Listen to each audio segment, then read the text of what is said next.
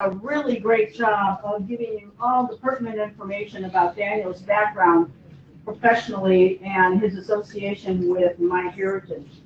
But I'd like to give you a little personal side of Daniel. Daniel started his research not even knowing it was going to be important to him in years to come.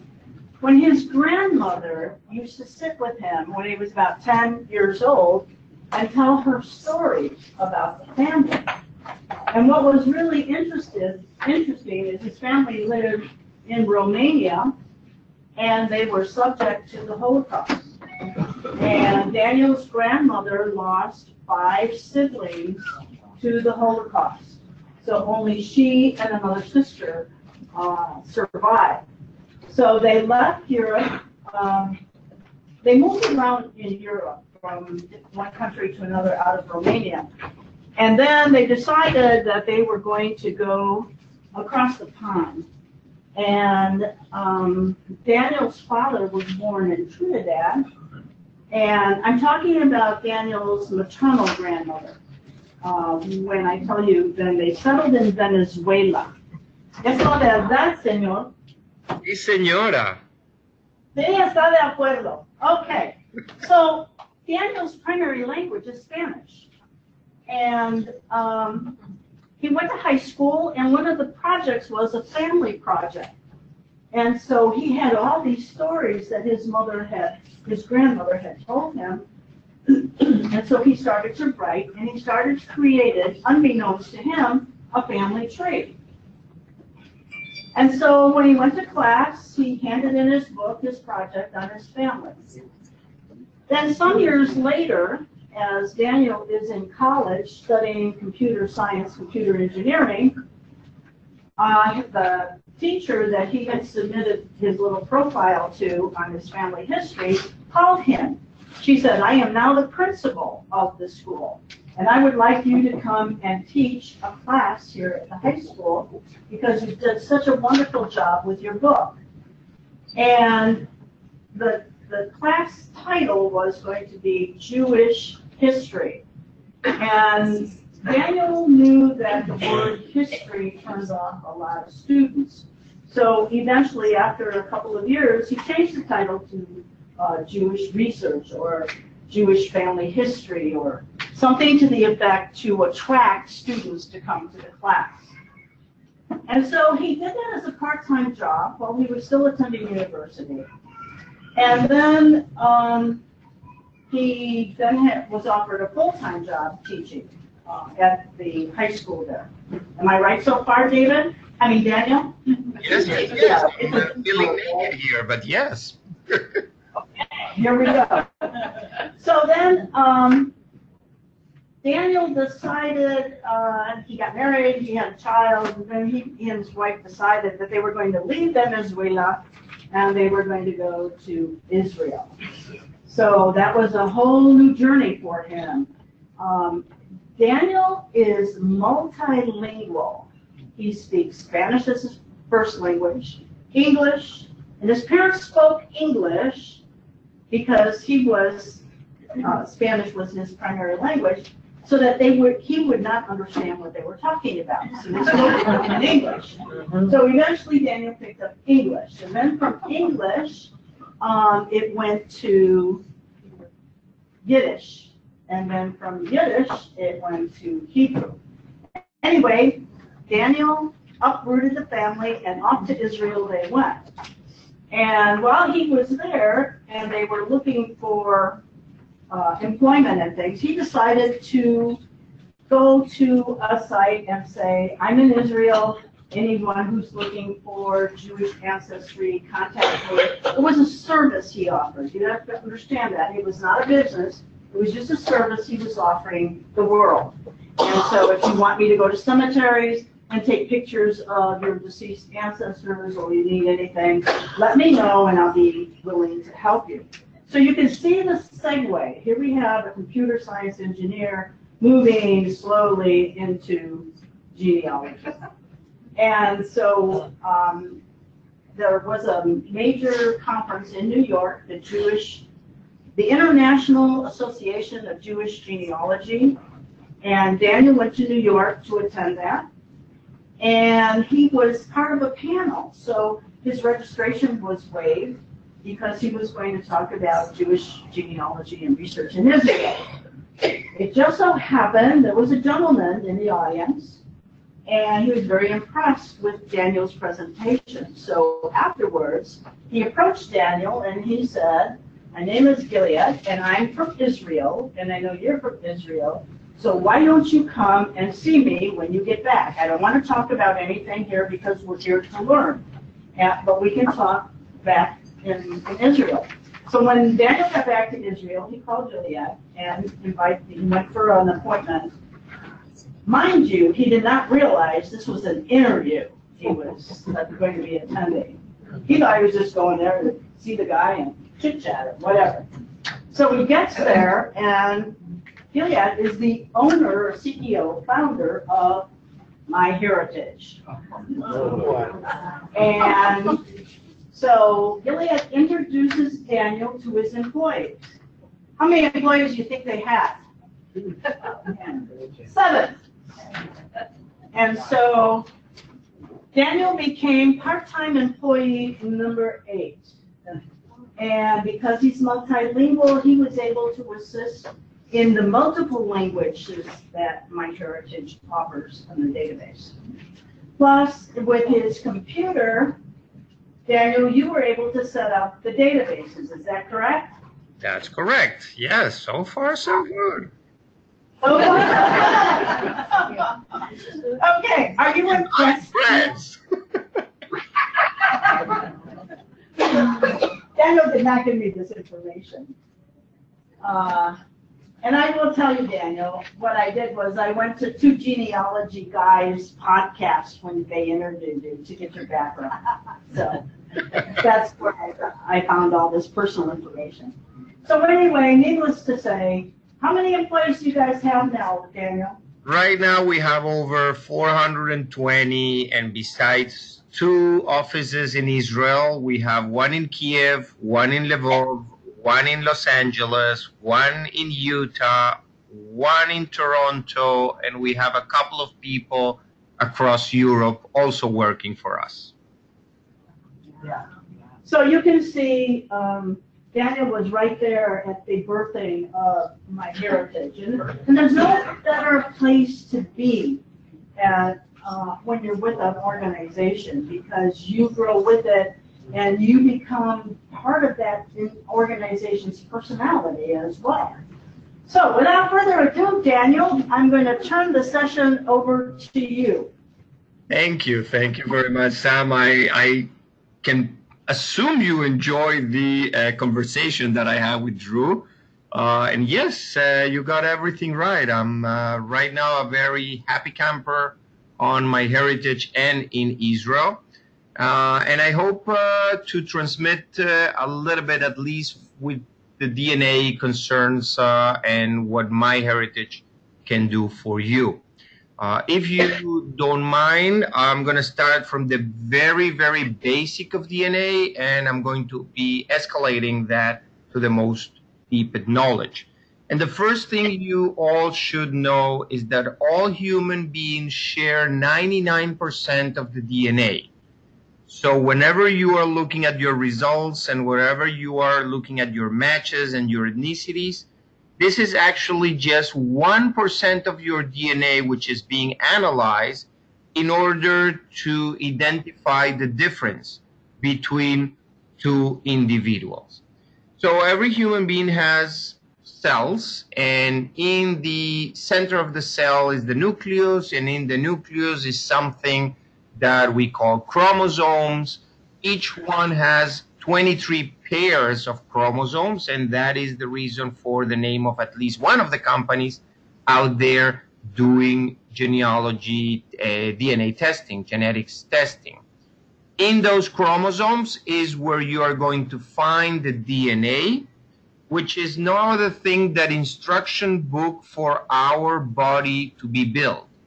How long we're going to have our hair, color, the eyes, color of the hair, size and form of the face, food, feet, hands, and everything else. And all this code is really no other thing than a mix of bases, nucleotides, and proteins. And as you can see, it's kind of difficult to pronounce those names. So scientific decided to put letters on it. So it's A, C, T, and G. And they always come also in pairs. And always the C matches a G and the A matches a T. And it's the threads of those pairs and the repetitions of those pairs that will establish the uniqueness of every person. So when we are analyzing the DNA, we're actually looking at those repetitions and how resembles or how they match other people out there. So up till here, the biology class and the boring part. Now, all this DNA actually inherited. It's coming from both your father and your mother. So the DNA is going to be combined and recombined, and you're going to share 50% of that DNA from each of your parents. At the same time, you are going to pass on 50% of your DNA to your son and daughter. Now, this is what actually gives me the possibility to evaluate relationships. Because if I know that I am 50% sharing the DNA with my parents, and if I go up the family tree, I will be 25% of my DNA will be coming from my grandparents, and it will be the same one as my uncle or aunt. Only 12.5% is what I'm sharing with my first cousin, for example, which I got it from my great-grandparents. And if I keep going, we get 6.25% from a first cousin once removed. And all this will tell me actually that we had a great-great-grandparent in common. So as you can see, according to the percentage of the DNA that we're sharing, we can estimate the relationship between two individuals. Now, most of the shared DNA that you're going to have with the people you don't know is less than 2%, between 3 and 2%.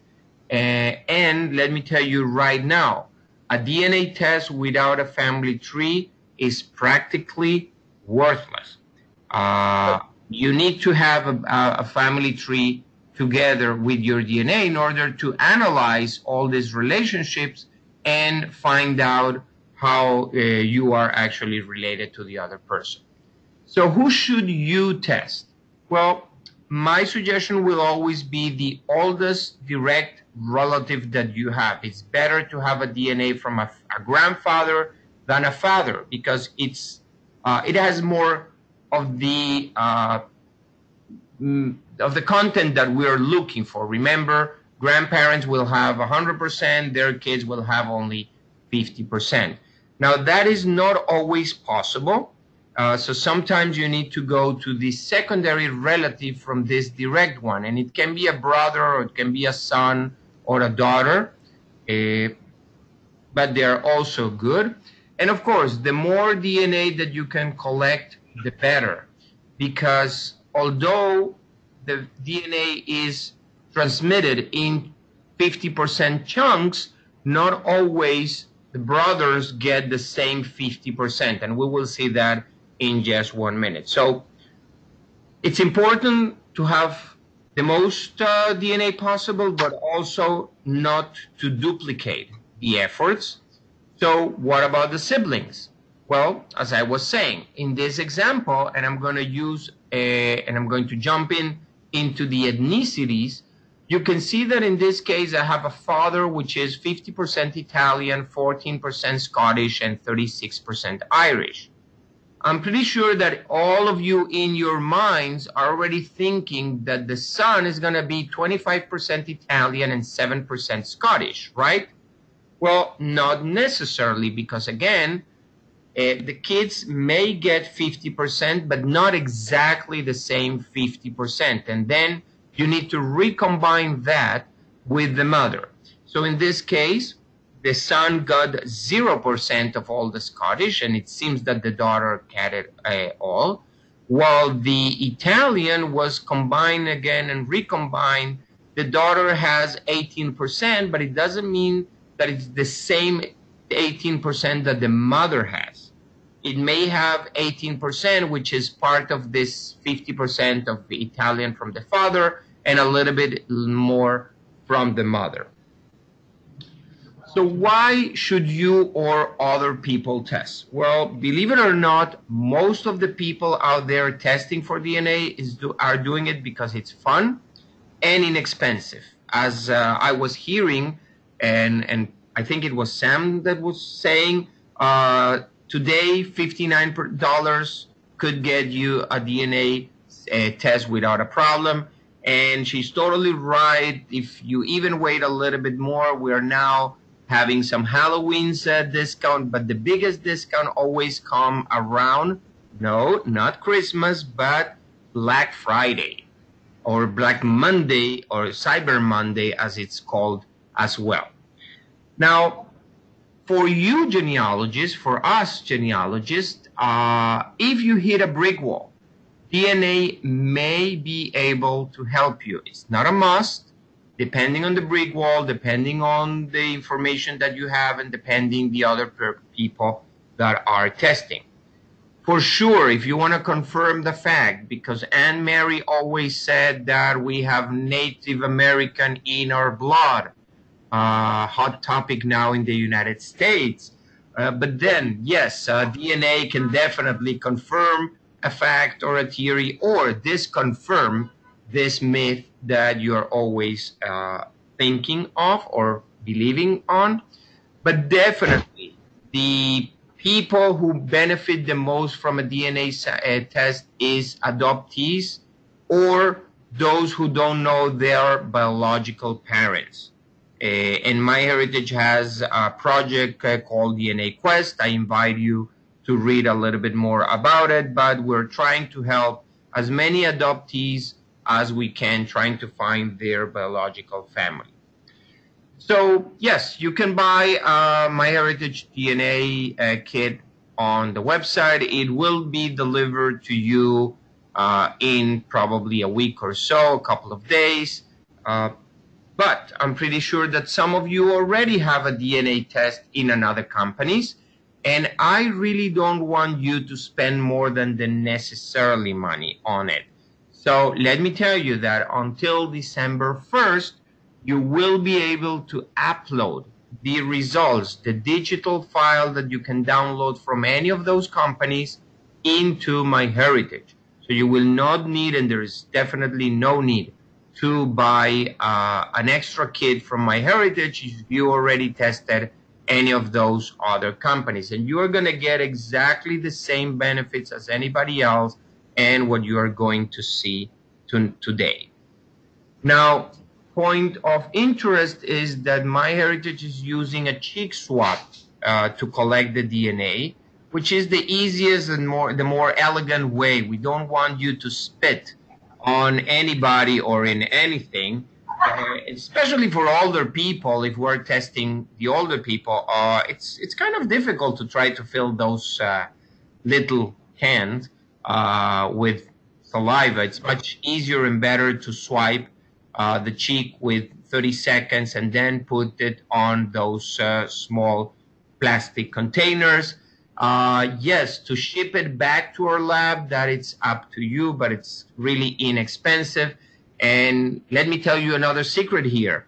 If you have a couple of DNA tests, you can put them all in the same envelope and ship it for the same price, because the weight is practically nothing. So 2, 4, 6 DNA kits can go in the same envelope.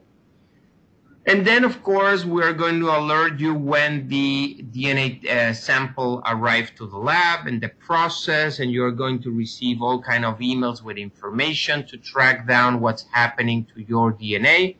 Until one night, probably 2 or 3 weeks ago, around 1 o'clock in the morning, don't ask me why, but always around 1 o'clock in the morning, we get this email saying your results are ready. And yes, we're not going to leave this for tomorrow, right? We need to see this right away, and that's where went our night of sleep. MyHeritage will give you, to start with, an overview that will show your ethnicity estimate, meaning how much your DNA resembles other people's DNA native from different areas. Let me go a little bit in deep on this ethnicity and why you may not see the origins that you are expecting in your ethnicity. I have here a father, which is half blue and half purple, who is marrying somebody who is 100% yellow. And guess what? The kids got 50% yellow, 30% purple, and 20% blue. But then when that person married somebody green, the percentages mixed in again. Now the grandkid is only 33% yellow, 17% blue, 50% green. You can see that the purple trace have disappeared. So although your family may have come from a particular country or particular area in Europe, it doesn't mean that you will have that ethnicity in your DNA. So there are a group of areas. MyHeritage has 42 regions that we have identified with specific DNA. You can see on the map that unfortunately we don't cover the whole world, but we're working very hard in order to do so. And you will also look and realize that there are some areas that overlap one with the other. But we have been able to establish the difference between the different groups in those different areas, these different regions. The other reason why we talk about regions and not countries is because, as you very well know, borders change along the history. And also people move through those countries. So it's practically impossible to say that a DNA is particular from a specific country, with the exception of one or two cases, of course, of people that really never move from that place. But how can we be sure if you resemble that area's DNA? Well, because we have our own Founders Population Project. And this is more than 5,000 handpicked users with at least 4, if not 5 generations in the same region. And that is what we call a reference population. We compare your DNA to their DNA, and we can tell you how much you resemble that DNA that's supposed to be pure from that area. Now, other companies use other populations references. They divide the world in different ways. They may show different tags or different names for that area. And that is why the ethnicity, which after all, again, it's an estimation, will be different from company to company. And not only it will be different, but it's constantly changing because we have more and more samples of DNA to analyze together again with a family tree. And this is the case what happened to Ancestry not long ago, where at the beginning they will tell you that you are 49% Great Britain, and now they decrease that, they increase that and can tell you that you are England, Wales, or Northern Europe by 66%. So as you can see, again, this is estimated, so you need to take it with a pinch of salt. Okay, you can see how they have divided different areas and have been locating more DNA samples from specific regions, and this is what all the companies are actually doing.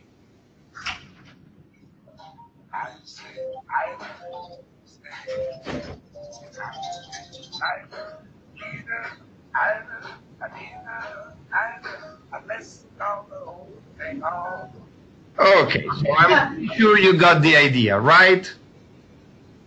Okay, let me then show you how MyHeritage shows you the ethnicity estimation. In the left side, you have the different regions that I was matched. I'm also 11% Greek and 1.5% Irish, Scottish, and Welsh, but surprise, surprise, I'm 86% Ashkenazi Jew. Believe me, I didn't have to take a DNA test for that. But as I said, it was entertaining to state the list. MyHeritage also wants you to enjoy your results and to be able to share it with other people.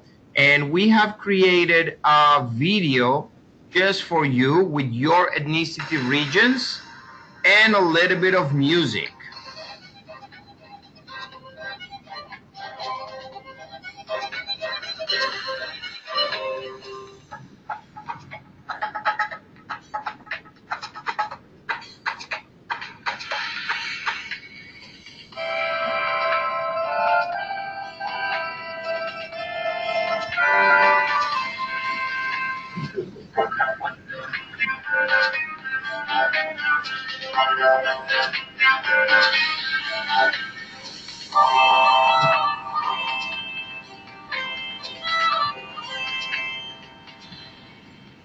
Well, the music is created exclusively for MyHeritage, and you can play as much as you want and enjoy that presentation. In fact, you can enjoy it that much that I will encourage you to share it through social media with everybody else.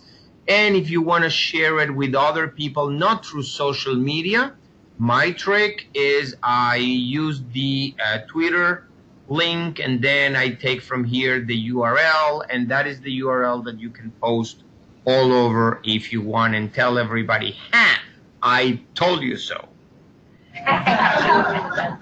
Now, at some point you probably want to print this, and you can definitely do that. It will save as a PDF, and you can put it a nice mark or do other things with that. But again, we are genealogists. We want to see in our family tree how this put together the DNA and the facts. You already heard that I was born in Venezuela with my first child as well, and that is why you have a few events back down here.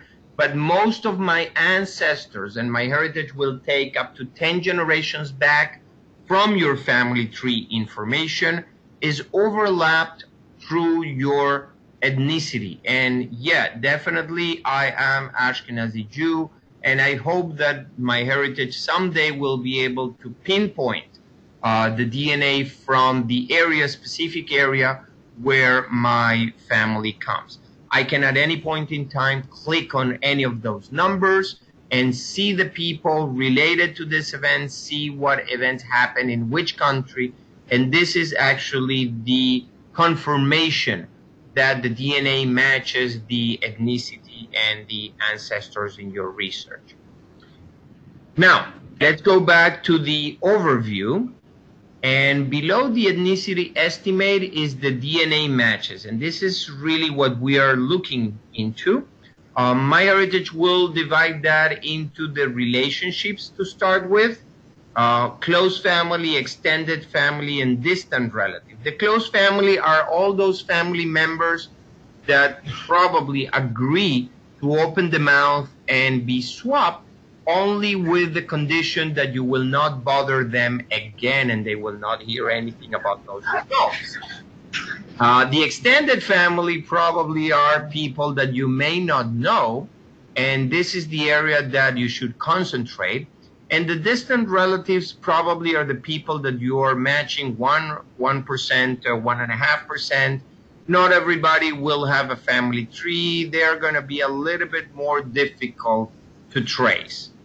Now, before I go into the DNA matches, I'm going to keep scrolling down the screen, and I'm going to find the matches by location. And this is very useful, especially because I can contact all the people that I'm matching in Australia, and I can ask if they have a couch available in my next trip, and then we can genealogy and saving some bucks on hotels.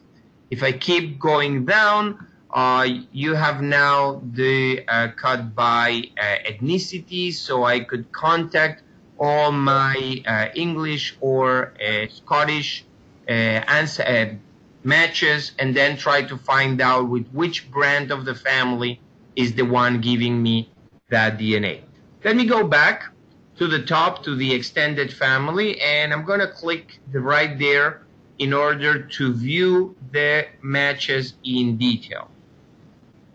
Before that, as I said, probably you are managing more than your DNA test. So right there, you will be able to select only the DNA kits that you are managing and see their results and decide if you want to tell your cousins about what you have discovered.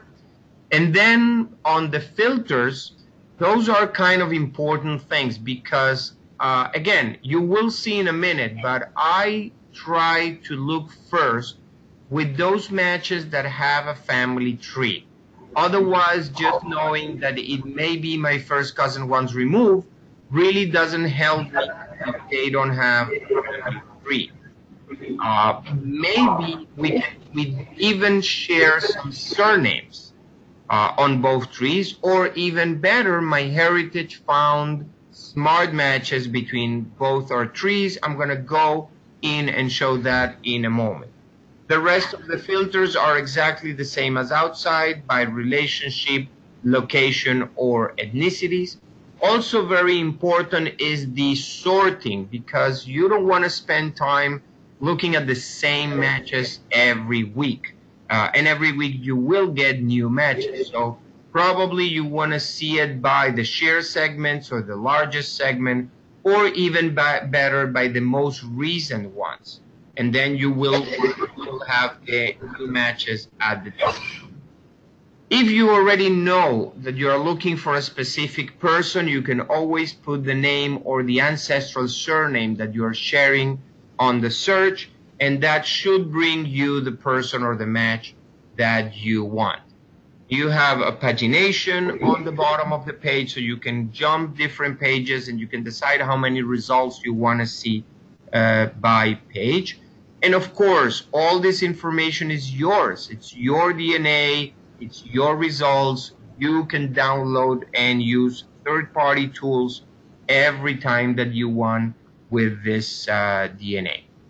So the sample that I'm showing right now is a cousin, which is in my family tree. I actually made the swap. She's way above 80, by the way.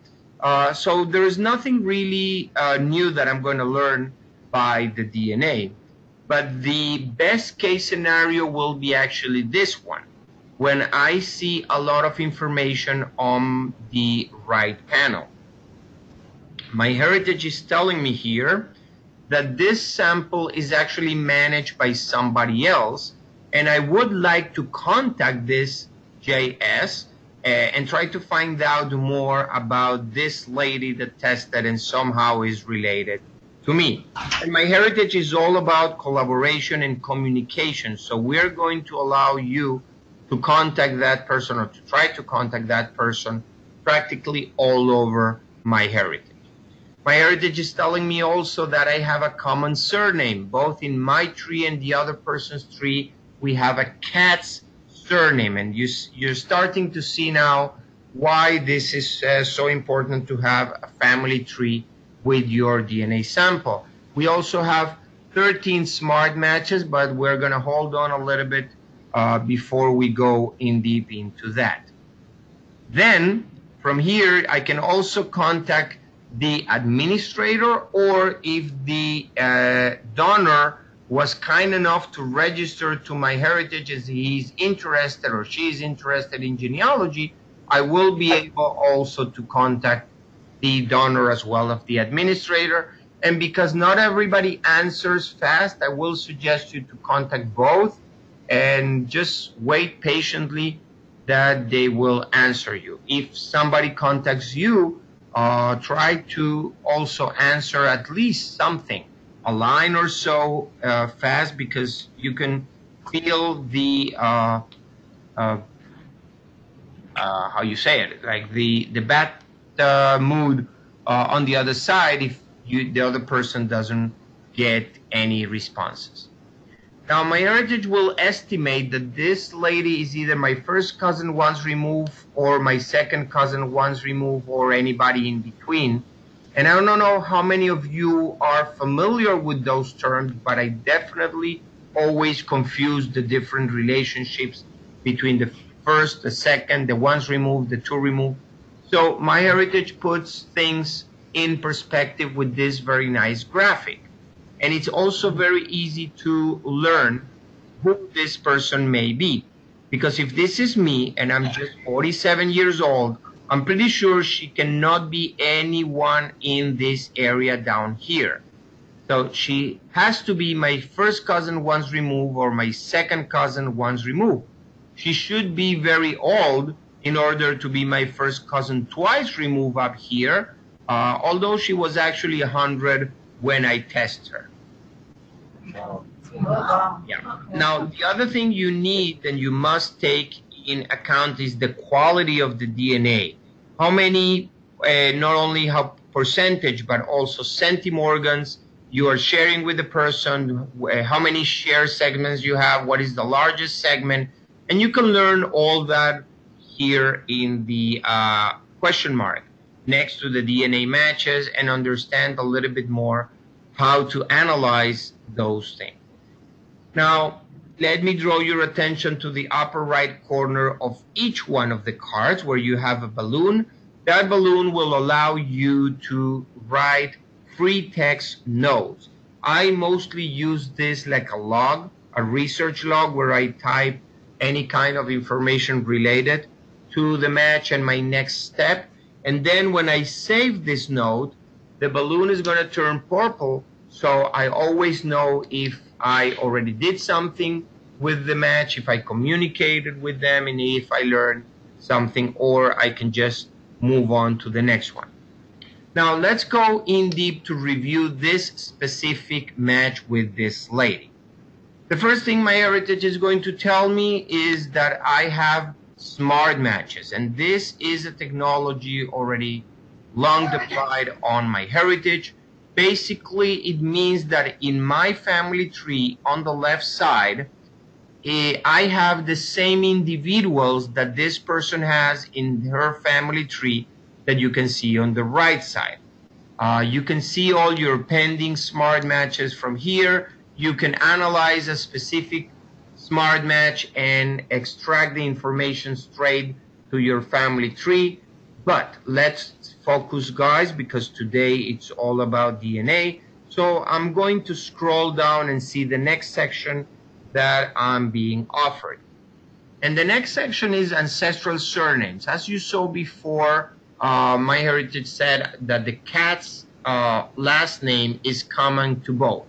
But what happens if we don't have a common last name? Well, we still give you a list of all the last names in your family tree and in the other person's family tree as well. Because we never know. Maybe you have heard about this Green family. You didn't want to put them on your family tree because you were not sure about it. But now you have at least a lead that worthwhile to evaluate. In my case, or my real case, with this person, I am sharing the Horowitz last name, which, understandable, it's coming from my father and my grandfather and my great-grandfather and all my father line. For her, came from her great-grandmother, who is the daughter of the great-great-grandfather, who should be the common relative between her and me. Now, the great-grandmother married and changed names, and that is why her last name is not Horowitz, or the Horowitz last name got up till there. And this is another sample how we present you with all the ancestral surnames that you have. The common ones are highlighted in purple, and then the other ones are listed alphabetically here, so you can see that she may probably build her family tree with a typo or with a different spelling. So it's definitely worthwhile to evaluate. By the way, if we're sharing smart matches or last names, probably the DNA relation is coming from that branch that I'm seeing here. Now, the next part is probably one of the most important ones, and it's the shared DNA matches, or in other words, triangulation. It means that I'm not only related to this lady, who is my first cousin once removed, but also I am related, and she is related as well, to all these people. MyHeritage will show you a teaser, only the first one in the line. The rest will be a paid feature, and you will need a premium or premium plus account in order to see them. But it means that all those people, or this group of people, are all matching from the same branch.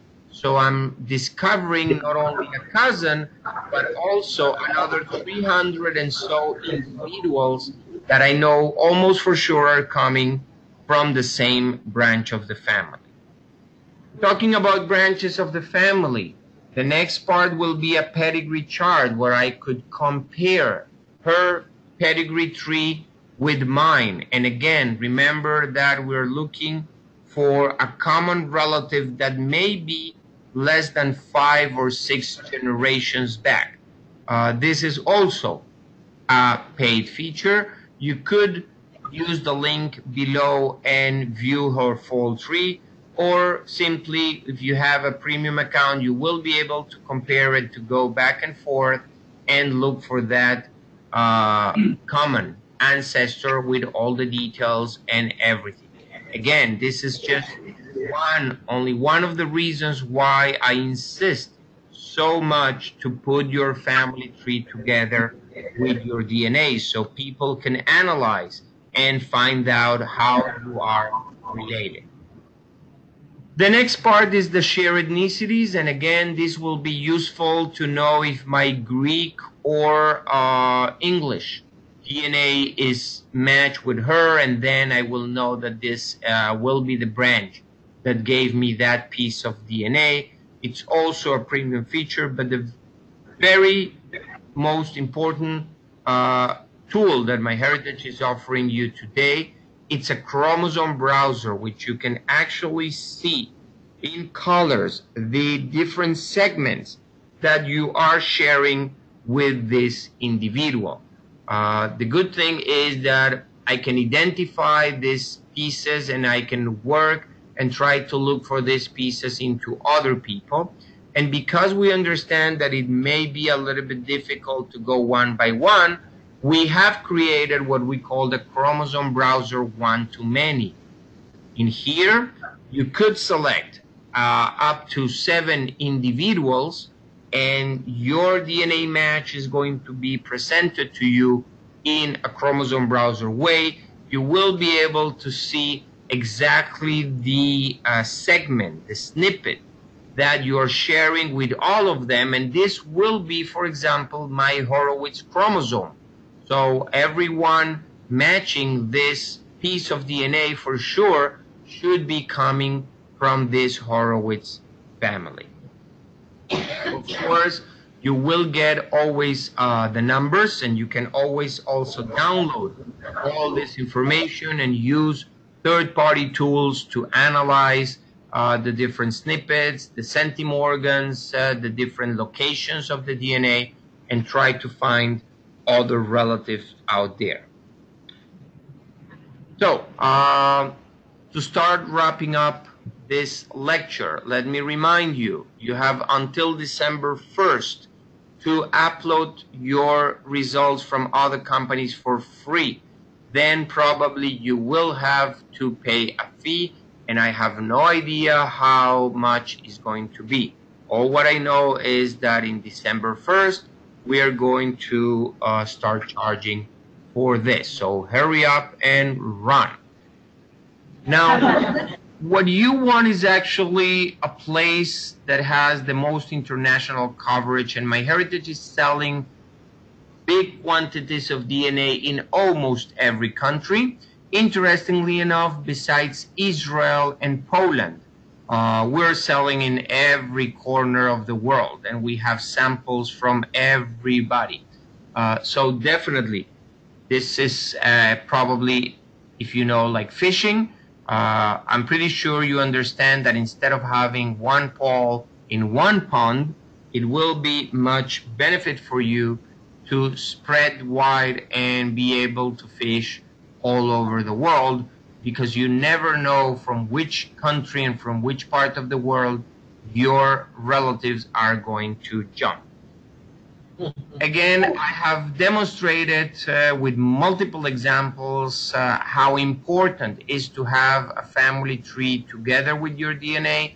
This is the only way that MyHeritage will be able to give you the tools and to help you analyze and evaluate and understand how you are related to your matches. So please, please, please encourage everybody as well, just as I'm doing today, to upload a family tree with your DNA. If you want to learn more, if you want to keep update with what we're doing, if you want to understand a little bit deeper about the DNA, let me invite you to visit our blog, myheritage.com. Not only news about the companies and the technology, but we have a series called DNA Basics, where you can learn more about the science, you can learn more about the terminology, about why your results are shown as they are, and we're going to keep publishing information, useful information for you regarding this and many other subjects in our blog. Another website I will encourage you to visit is stories.myheritage.com. Here is the place where we're gathering the happy stories of our users that we have been reuniting, being able to connect them with their families, and we have more than a few. We have very interesting videos and posts over there. I strongly suggest you to get yourself a box of tissues before you start looking at those videos, because some of them are really touching. And finally, thank you very much for being here today and for inviting me. I enjoyed very much, and I hope you did as well, and you learned a little bit more. If you have questions, I still have plenty of time to answer if you get closer to the microphone and you have a little bit time over there. And if not, the MyHeritage Health Center is the URL that you are seeing now on screen. You will find over there a lot of answers or a way to contact our support department and ask any other question that you have. So again, thank you very much for inviting me and for being here today, and I wish you best of luck. Okay, Daniel, thank you very much. We do have questions. I'm going to give the microphone to the first gal who has a question. Okay. Daniel, what is the definition of a smart match? Oh, I'm sorry. Smart match is an individual in your tree that also appears in somebody else's tree. And you may or may not have all the information that appears in the other tree, but we have technology that takes in account the names, the dates, the places, the close relatives that you have in your family tree in order to establish if this is the same person that appears in somebody else's tree. Thank you. Pleasure. Thank you. Okay, Sue has a question. Yes, Daniel, I have relatives who have had DNA tests taken by 23andMe and my family tree. How do I get those so that I'm in charge of managing? They don't have trees on anything. I want to get them on my MyHeritage account. Okay, so the first thing you need to do is get their permission and in order to access the accounts and download the information. If you have any questions about how to download the information, on the MyHeritage account under the DNA, you have Upload DNA, and this is actually the screen that you will see when you go into this page. You should start with the Start button. Sounds like logical, right? And then here you can identify if this sample is yours or somebody else, and you can start typing the name, and that person should be, but must be on your family tree, and then we will provide you with a list of the possible people that may be. Now, if you need instructions on how to download that DNA from the other companies, that is the first step that we're showing you here. How to download, you only need to select the company that DNA sample is hosted, and then you have step-by-step instructions on what to do and how to do it and how to retrieve that information. Okay, I hope that answered the question. Any other questions? I have a techy question, Daniel.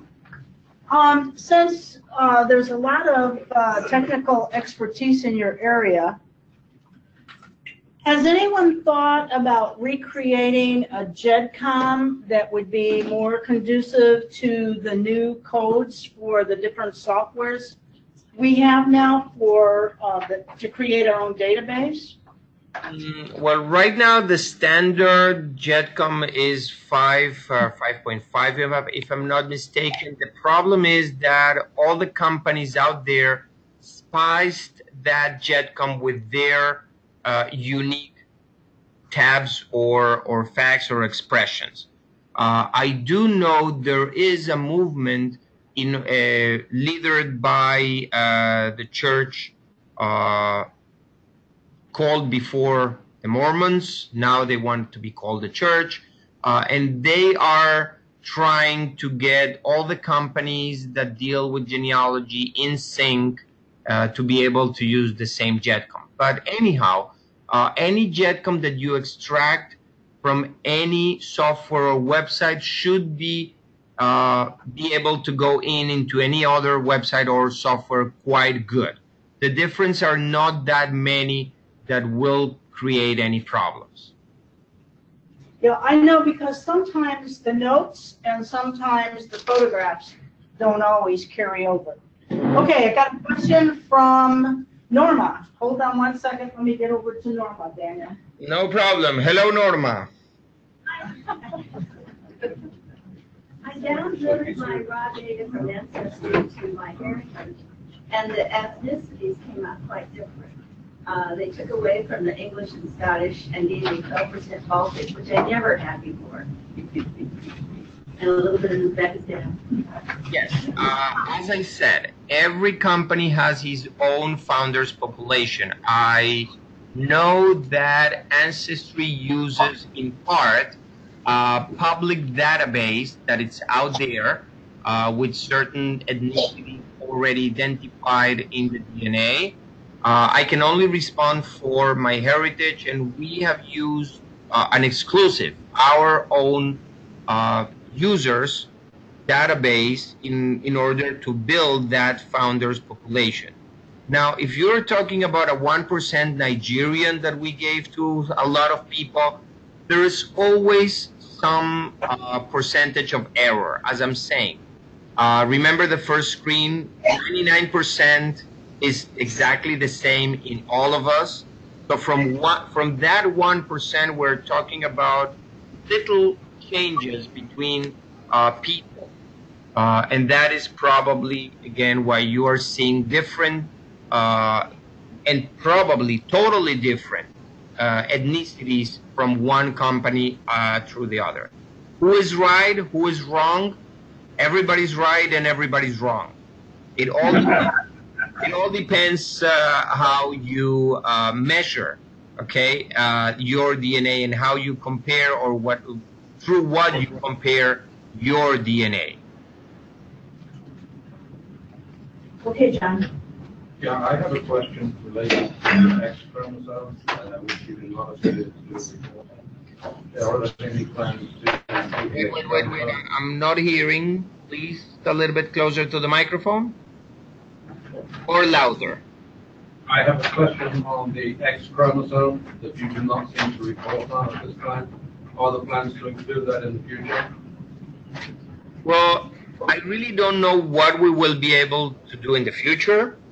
Otherwise, I will be gaining way more salary than I'm right now. But I can tell you that right now we are not doing that, and we're not also towards a solution or an option to identify the X or the Y chromosomes in the DNA, because that actually limits the amount of results that you are getting. If we're talking about the X chromosome, you're talking only about your mothers.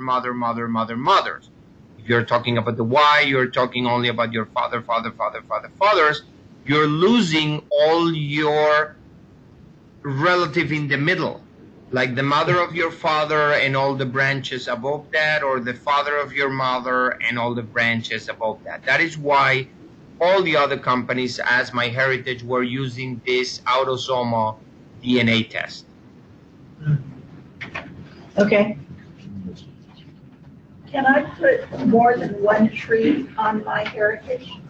Yes, you can build more than one tree under the same account, on the same website. If I would like to complicate things a little bit for you, you can have multiple websites with the same account.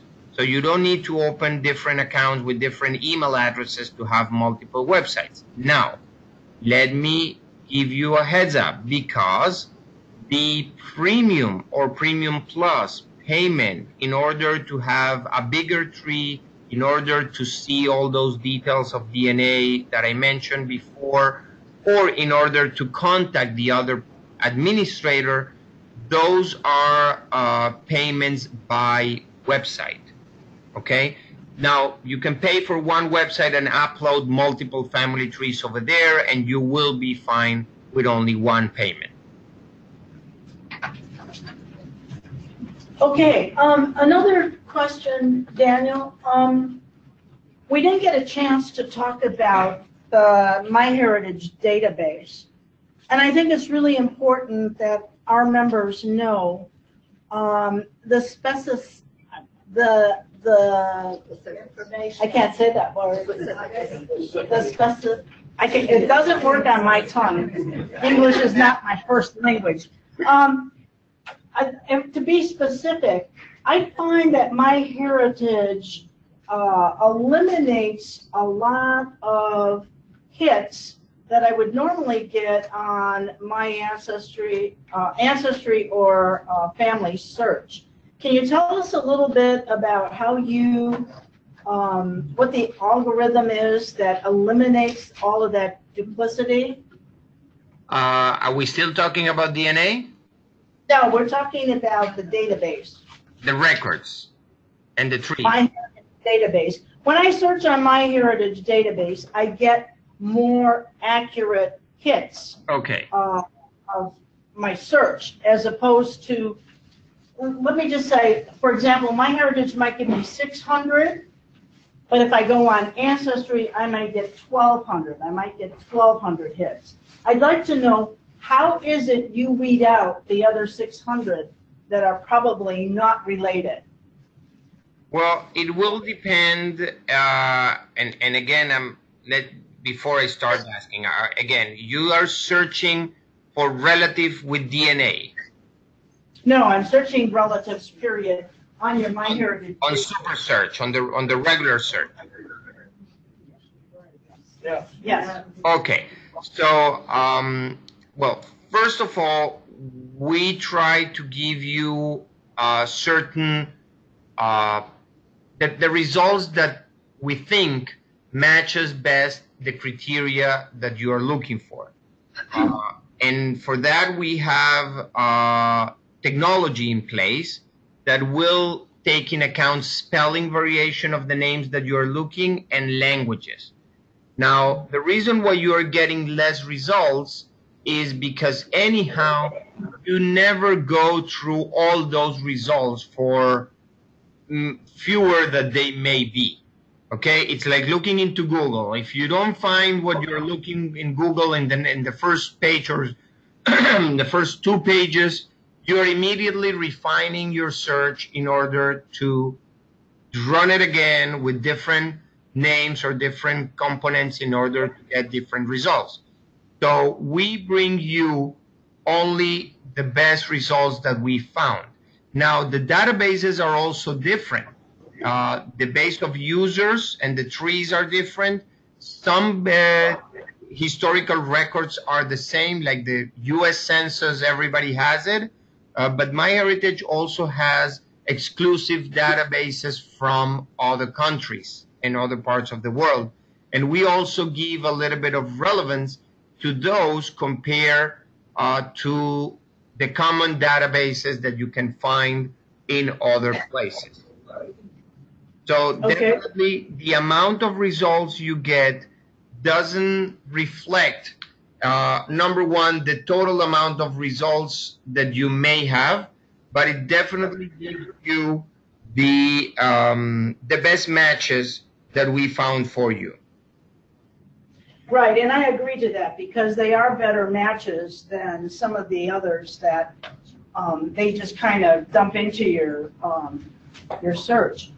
Tell us about the Ellis Island search on MyHeritage. Sure. So what we did with the Ellis Island is, first of all, we put together the 2 pages. And you have no idea how many people learned only now, what?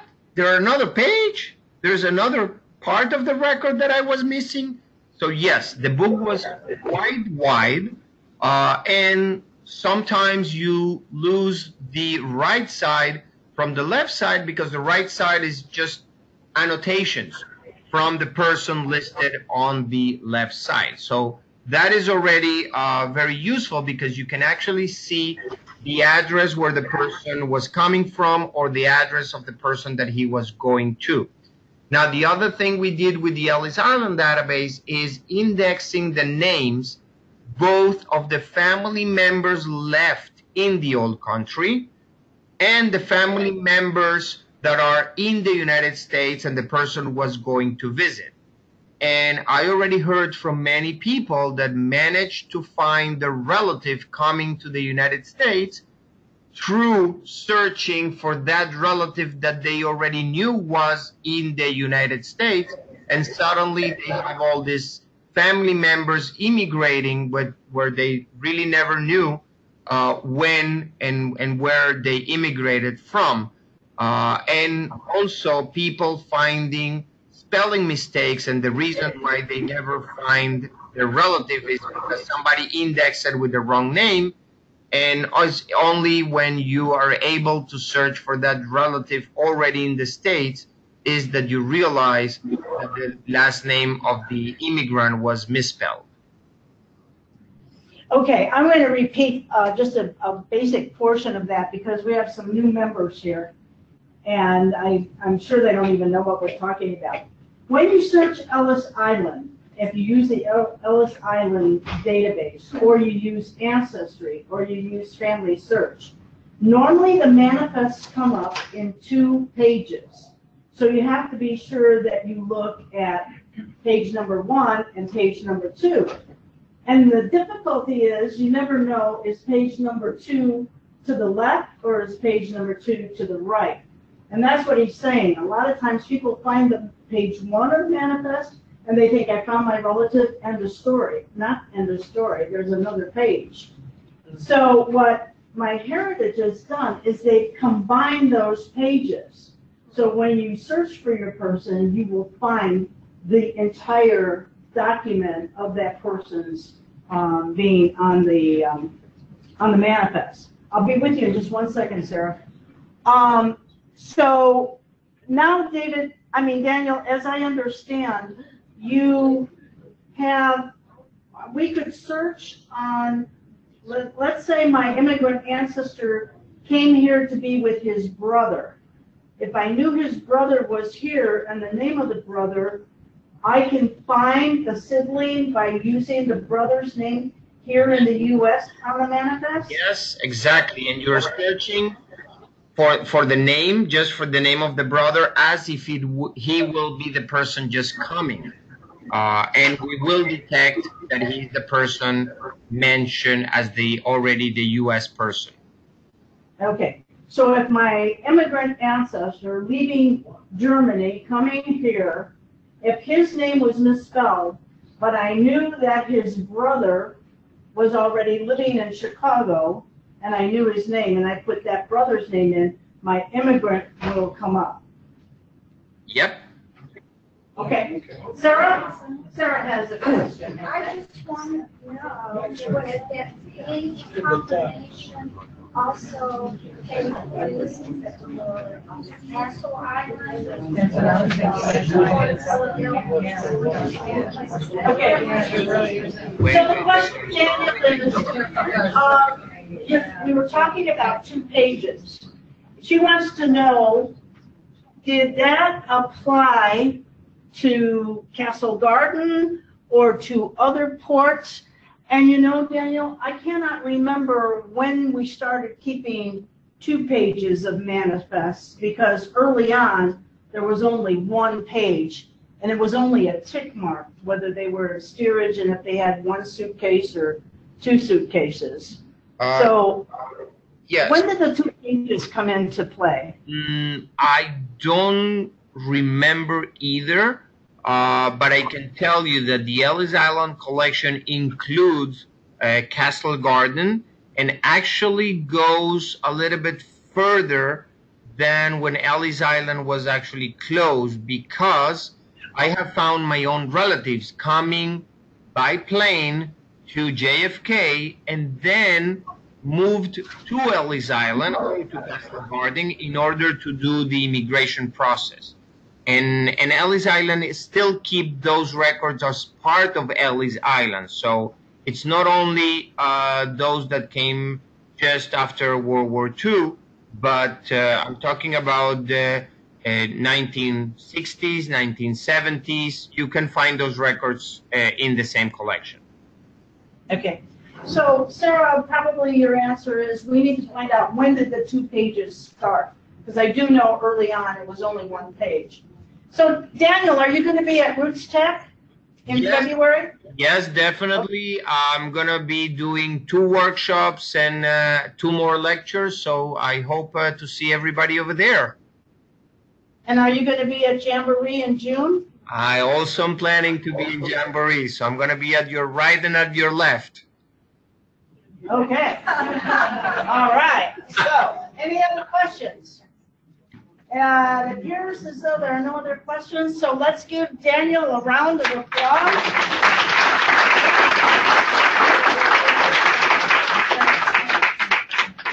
Daniel, thank you so much for taking time out of your evening to spend with us and share your knowledge. We wish you and MyHeritage all the very best, and we look forward to doing business with you in the near future. Thank you. Thanks again, and goodbye. Goodbye.